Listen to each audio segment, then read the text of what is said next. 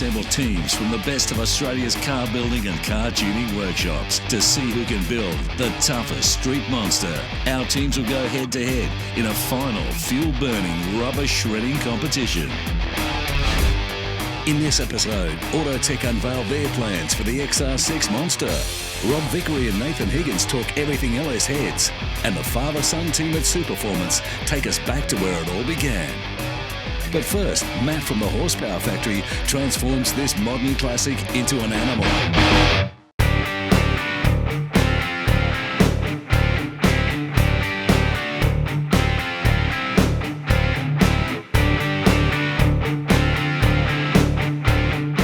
So it's a VE GTS, 6.2 litre LS3.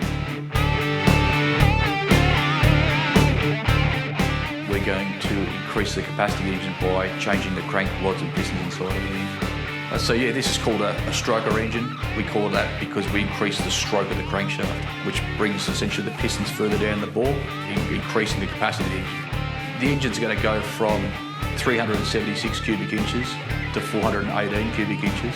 Just by doing that, we're going to increase the torque of the engine. So we're going to put a much larger camshaft. This is getting a really big camshaft in it because the guy wants something very grumpy and high RPM. We've got CNC ported cylinder heads from Nathan Higgins on it as well. In combination of the inlet manifold that you'll see, the cylinder heads and the camshaft will increase the breathability of the engine or how much air the engine can breathe in.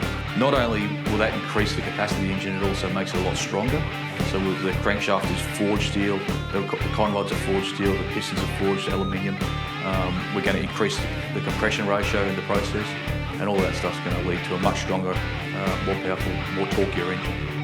So this is not your typical head and cam upgrade.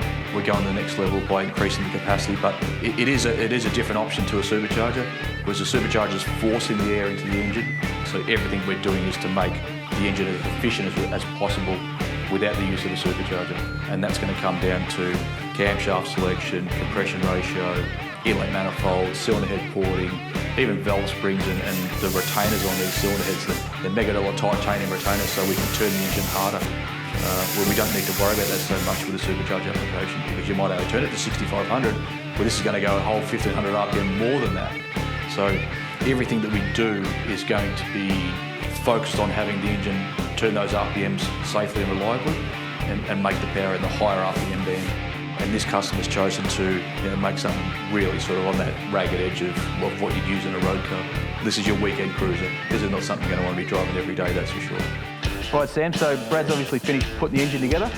I'm going to drop it in. And what we want to do is run it in with the original LS3 intake manifold. And that'll make sure that it's all going to be running like it should. And we'll get a baseline figure on the dyno.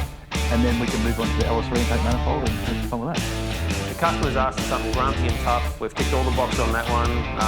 Big cam, big tubes, feels tough on the street. Once you get the new intake, this thing's going to be an animal.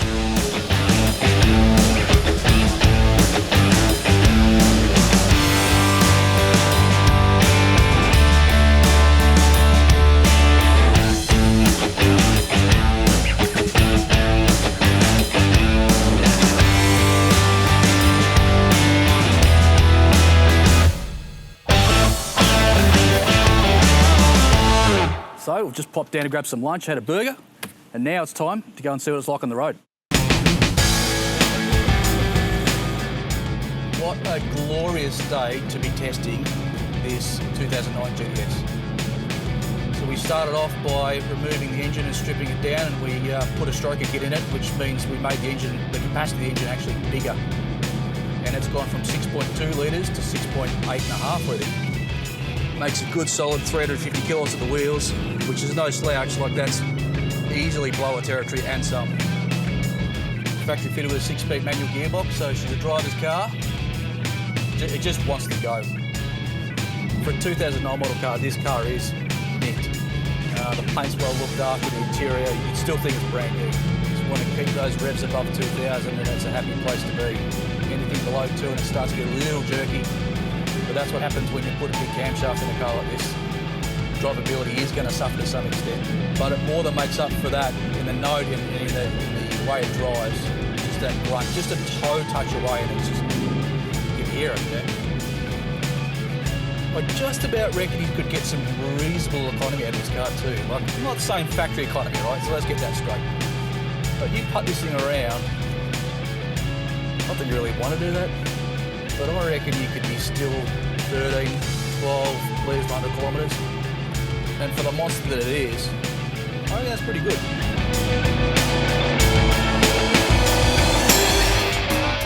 Coming up, we take a trip down memory lane with the guys from Superformance.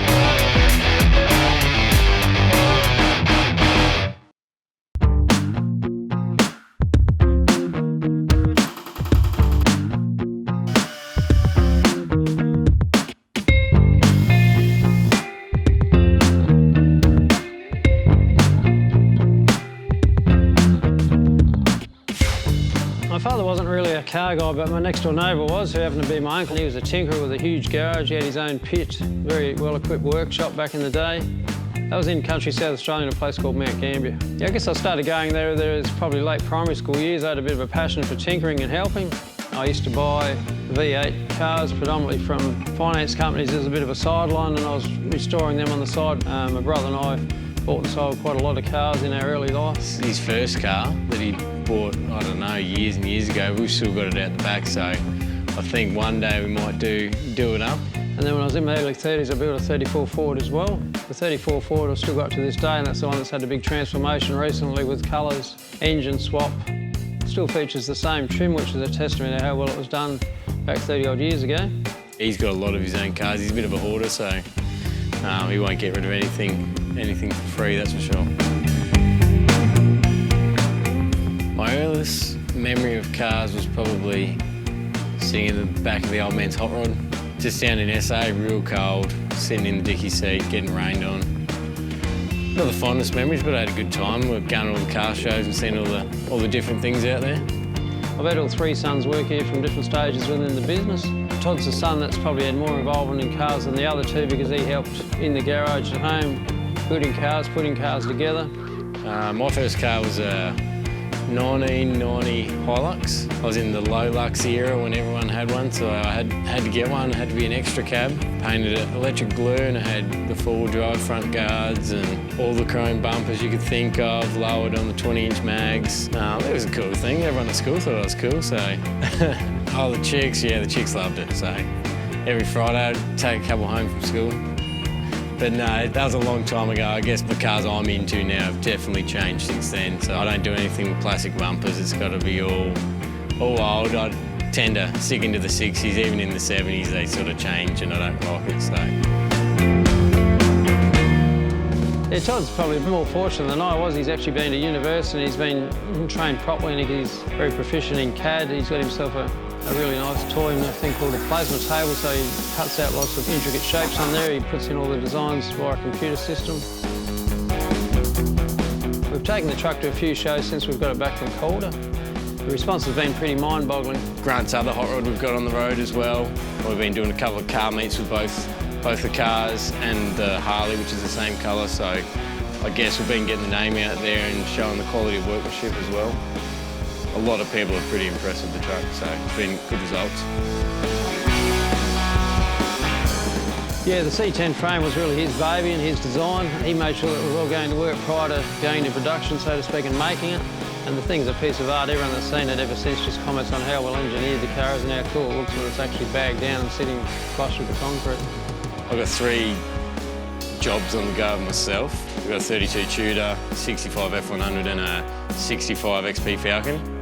The Falcon got a bit out of hand, so I put it on the back burner and the F100's come in. F100's a pretty basic build. It's on a HQ frame, LS1 conversion, 9-inch, 4-link. Most of that's already done. I'm just waiting on a heap of rust repairs, which should rock up any day in a container. Superformance for 39 years has been importing parts ex-USA. Sometimes it's a 40-foot shipping container, sometimes it's a 20-foot container. The majority of these items are just our special order containers. We do stock containers as well. But special order containers, anything from a specific nut and bolt to full bodies, engine components, just for unique stuff that isn't commonly found in Australia. Items are coming in every day by air freight because air freight in small items is quite inexpensive and it's obviously quick. So if you've got customers who are looking for something in a hurry, obviously sea freight's not the way to go because it takes 6 weeks from Long Beach, California to Brisbane. I don't know, I think I'm still going to have to pay for my parts, but no, I think I do a lot of overtime, so it sort of works in a little bit. Next up, Rob Vickery drops in on Nathan Higgins to talk everything LS heads.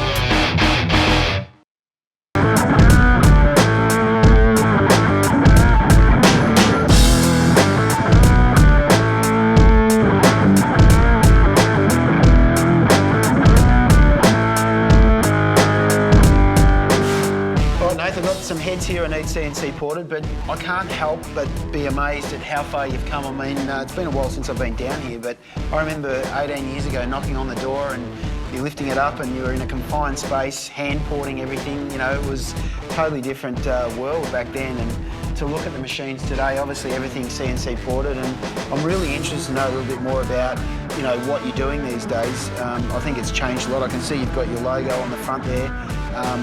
But yeah, I mean, maybe give us a rundown now on the benefits of CNC porting and how good your heads are today. Yeah, like you say, Rob, I was back hand porting like 18 years ago and getting sore hands. But now, yeah, it's all done by machines now. But look, the machines are only as good as what you tell the machine to do. So you copy a bad port and you'll have 16 bad ones. One of the main things, obviously, with CNC porting must be that you can repeat the same port. You know, that's got to be a big benefit. The LS heads these days have, you know, massive core shift in it. So it doesn't matter how good of a hand porter you are, it's very, very hard to measure the core shift in the head, especially down inside that port. Like, you've got calipers and you've got a lot of ways of doing it, but it is hard. Where the machine, we will put it where it's supposed to be, every port. Yeah. I mean, just to put it in layman's term, core shift, you mean the position of the actual port is slightly different, it moves based on how the casting is poured? Is that how it works? Yeah, most heads are made from sand casting. So when they do the sand casting, you're pouring melted metal. So the sand cores can move, flex. Yep. You know, it doesn't take much to get them out of the way. From, you know, obviously this end to that end, you might have a little bit of twist in the port. Yep. So like for a road car, hey, it's not going to affect them. Yep. You know, but for when you want to start making some horsepower, you want every cylinder to be, you know, individually spot on. Yep. It does. And the other thing I'm really interested in is, you know, how often are you revising your ports? I mean, obviously when you're hand porting, you probably just had your technique, your way you did your port, but now that you've, you know, computerised it effectively, I would think it's a lot easier to try and redesign your port, improve it, because you've got the ability, you've got flexibility in the machine. So how often do you do that? Is that something? That is something here that we do look like. If you go back through my files, at least half a dozen, maybe near 10 different port styles I have.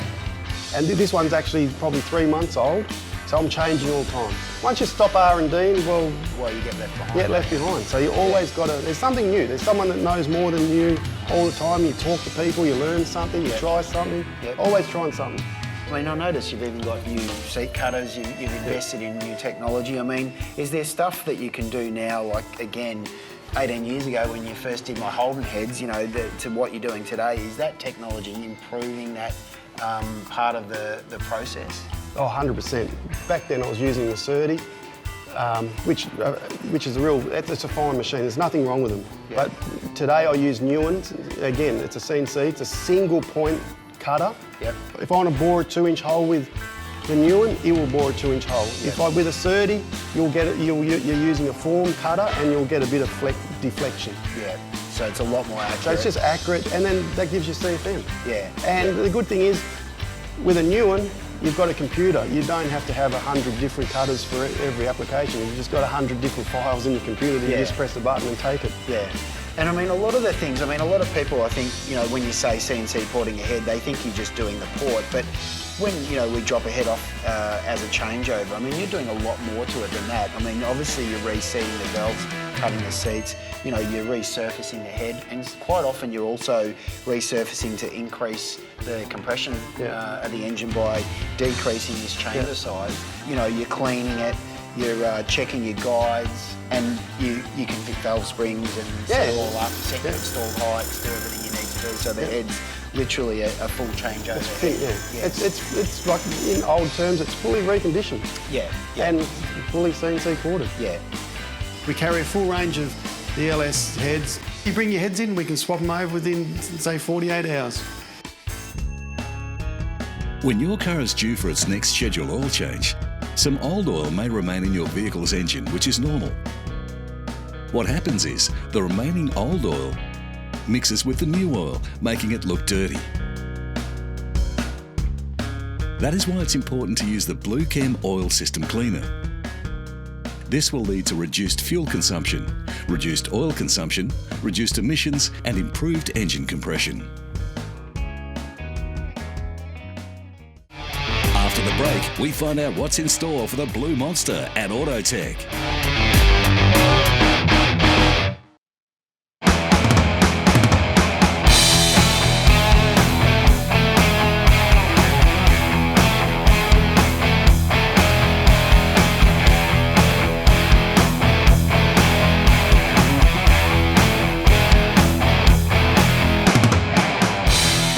The car we're building for Workshop Wars is the FG XR6 Turbo. The gentleman who bought it just bought it as a standard car. And he was just keen on doing some modifications to get the car up and running so he can go do some track time down at the quarter mile. Basically, he came in and we started off with just, simple bolt-on modifications, and Mick got that car down to a 10.0, running it down the quarter mile on a bog stock standard engine. Mick said to me, I want to head down the path of a low 9-second pass, high 8 seconds, and we sat down, put pen to paper, and we discussed what needed to be done, because to get a standard road vehicle to a stage like that, it takes a fair bit of money. You'd have to spend anywhere from sort of $70,000 to $100,000 to do it. So the motor has been pulled out of the car. The engine's gone into our engine room where Peter will strip it down and get it ready for machining and reconditioning, and of course there's some custom work that'll go into it. Yeah, so Peter, this is Mick's motor. Basically it's getting ready for a rebuild now. So how do we actually put it into one? Well mate, this one here, because we're chasing 1200 horsepower, we've got to put a crank, we're going to put a crank girdle down the bottom, we're going to grout fill the block, obviously we're going to do some head work. There's a fair bit going into this one, but for now we'll just get cracking on the engine so we can start all the fab work for the turbo and get it ready.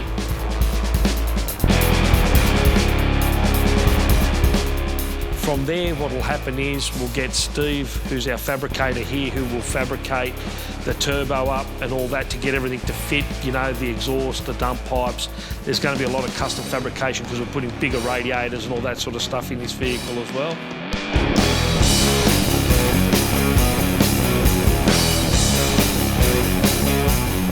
He's running some slicks on the back with some front runners. Obviously, you've got to get traction with that amount of power, hence why everything gets loaded up in the drivetrain. So when you get traction and the car doesn't wheel spin, the car is under more load than what you actually would be if you're in a burnout mode. So if you're doing a big burnout, or you're spinning the wheels, I should say, the car doesn't really have the actual load behind the drivetrain as it would if it was getting traction. So now that the engine's been in and Steve's fabricated all the turbo in, now Brendan's just mounting up the intercooler and getting it ready. From there, we're just going to set up the ECU and then get it ready for the dyno. We are applying NOS. We were using the NOS just to get it off the line, but before we run the NOS, we just want to test it without the NOS to see how good it works. And the NOS is a little extra feature that we could run if we decide we want to go a little bit quicker or achieve a bit more power. This is where people and clients get really impatient. They think you just build a car, you go out there, you run the car, and you're just going to run all these magic numbers. There's a combination of things that really make a car go quick. Firstly, and most importantly, you've got to have the car that's capable in doing it. Secondly, driver error is never taken into it. People go, oh, my car didn't go quick enough, but they never considered that they never accelerated properly, they didn't leave properly, they didn't leave at the right RPM point. Drag racing's a bit of an art. I'm no drag racer, and I don't plan to be, but I know it's not easy. I have tried it, and to do it consistently, to back your times is quite a skill. Mick's goal is to be the fastest XR6 in the country down the quarter mile, and he's a determined man, so I don't doubt that he'll eventually get there. The priority for Mick was safety, and the car's quick, and once you get to a certain speed, and time down the quarter mile. By regulations, you have to have it caged, and look, the cost of a cage could save your life. Mick is the owner of the project car that we've been working on, which is our feature car for the show. Unfortunately, had a pretty serious truck accident, you know, on his way to work, and Mick's been hospitalised. He's going to be there for a few months now, and yeah, we wish him a speedy recovery, and we hope all the best for him, especially his pride and joy. You know, he lives for this car. I hope he gets well soon so he can get the opportunity to run the car. He may not be able to drive the car on the day, but he's got his good friend Josh will definitely be steering or pedalling it for us that day. Next time on Rides Down Under Workshop Wars, the Kia goes past 300 kilowatts at the back wheels. We meet Chris O'Shea, master trimmer, and the VK gets a new lick of paint. If you think you've got what it takes to be part of Workshop Wars, contact us for our next season.